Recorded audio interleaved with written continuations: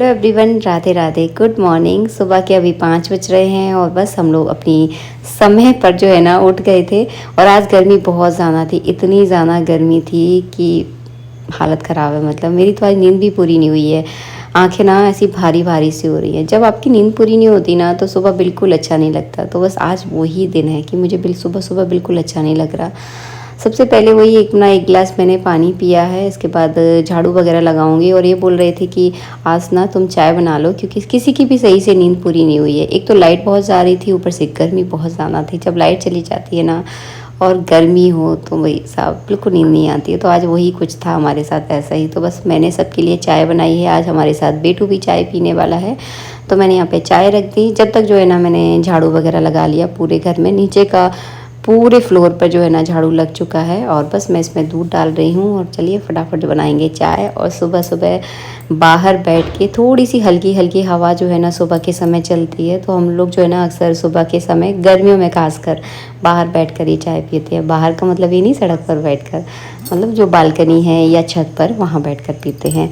और ये जो है ना बाहर बैठ गए थे, तो इनको जो है ना गाय दिखी, इन्होंने बोला देखो कितनी गाय जो है ना अपने बछड़े को कितने प्रेम से जो है ना दूध पिला रही है। और ये इस तरह का सुबह सुबह अगर आपको कुछ दिखता है ना तो वो आप के लिए मतलब बहुत शुभ माना जाता है। और इस तरह की फ़ोटो भी अगर आप अपने घर में लगाते हैं तो वो भी आपके घर के लिए बहुत अच्छा होता है। तो अगर इस तरह का कोई फ़ोटो अगर आपको मिले ना तो अपने घर में आप ज़रूर लगाइएगा, बहुत अच्छा रहता है। इस तरह का फ़ोटो अगर मुझे भी कहीं मिला ना, जैसा मैंने सोच रखा है, वो फ़ोटो मुझे अपने घर में ज़रूर ज़रूर लगाना है। तो बहुत काम की चीज़ है, छोटे शब्दों में बोल रही हूँ, ज़रूर लगाना बहुत शुभ रहता है आपके घर के लिए। बहुत सारी जो छोटी छोटी सी दिक्कतें होती है ना, इन सारी चीज़ों से बहुत फ़र्क पड़ता है, मैंने देखा है। तभी मैं आप लोगों को बोलती हूँ कि ये सारी चीज़ें बहुत इफ़ेक्टिव रहती हैं। बस इसके बाद देखिए हमारी चाय की पार्टी हो रही है। खूब सारी बातें सातें की, कुछ बच्चे की मन की बातें मैंने सुनी, कुछ अपनी मन की बातें उनसे कही। तो ये जो उम्र है ना, इस उम्र में बच्चों के साथ बैठना बातें करना बहुत ज़रूरी होता है, क्योंकि बच्चा अपने मन की बात कैसे कहे। माँ बाप से वो शायद कभी कभी कह नहीं पाता है, डरता है कि अगर मम्मी पापा को बोला तो पता नहीं वो क्या सोचेंगे, क्या समझेंगे। तो इस समय जो है ना, इस उम्र में खासकर बच्चों के मन के करीब होना बहुत ज़रूरी है। तो बस थोड़ी बहुत इससे बातें बातें की। इसके बाद वो पढ़ने चला गया, पंडित जी अपनी पूजा करने के लिए बैठ गए। और मैंने कल ढेर सारे कपड़े प्रेस के किए हैं। और ये वो कपड़े हैं जब मैं घूमने गई थी ना नैनीताल, जब के रखे हुए थे। तो कल हमारे यहाँ कुछ मेहमान आए थे और मेरे बेड पर ना खूब सारे कपड़े पड़े हुए थे बिना प्रेस करे हुए। तो अच्छा नहीं लगता। अक्सर ऐसा होता है कि आपका घर हमेशा साफ रहता है, लेकिन जब भी कोई अचानक कोई आने वाला हो उस दिन आपका घर पक्का फैला होता है।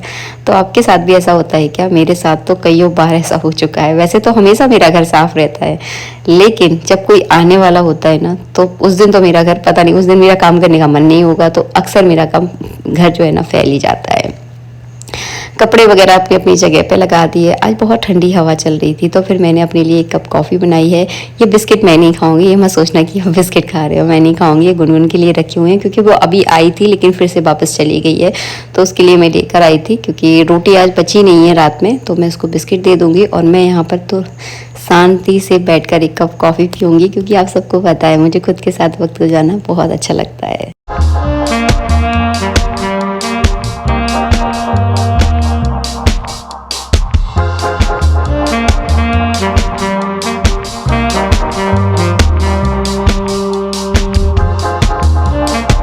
कॉफ़ी पीने के बाद अपनी एक्सरसाइज करने चली गई थी। तो बस मैं जस्ट वहाँ से आई हूँ, पूरा पसीना पसीना हो गई हूँ। और यहाँ पे जो थोड़े बहुत काम छोड़ के आती हूँ ना, उसको मैंने यहाँ पे पूरा किया है। ये कहीं जा रहे हैं, तैयार हो गए थे, हाँ शायद मंदिर जा रहे थे। ये मुझे प्रसाद दे रहे हैं कि लो तुम भी प्रसाद खा लो। और ये इनकी आदत है कि मुझे मीठा खाना नहीं है, और ये ज़बरदस्ती मुझे ना इलायची दाने गाना दे देते हैं।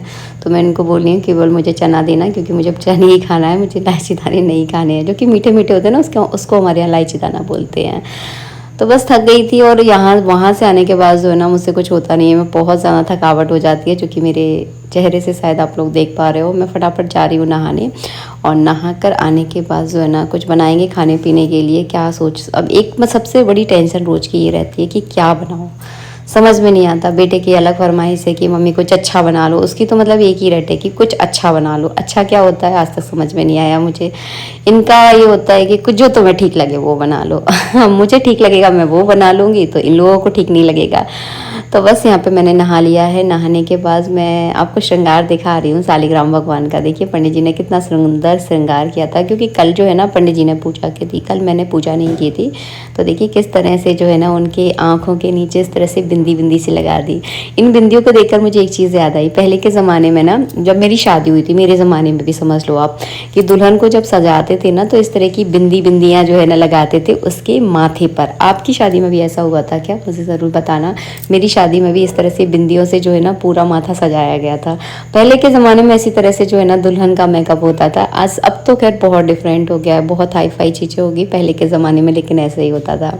पूजा करने के बाद जो छोटे मोटे ऊपर के काम रहते हैं, जैसे कि पोछा लगाने के बाद मैं हाल के हाल कारपेटिंग बिछाती हूँ, उस जगह को पहले सूखने देती हूँ।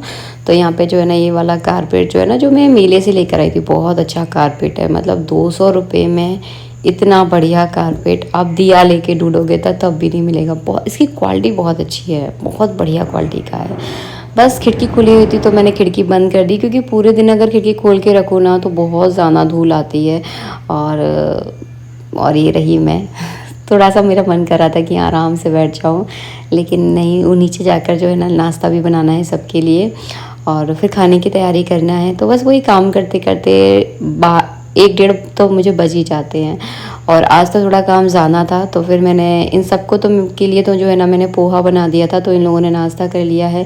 मैंने एक केला खा लिया था। केला खाने से जो है ना आपको थोड़ी देर तक भूख नहीं लगती है, तो मैंने केला खाया है एक।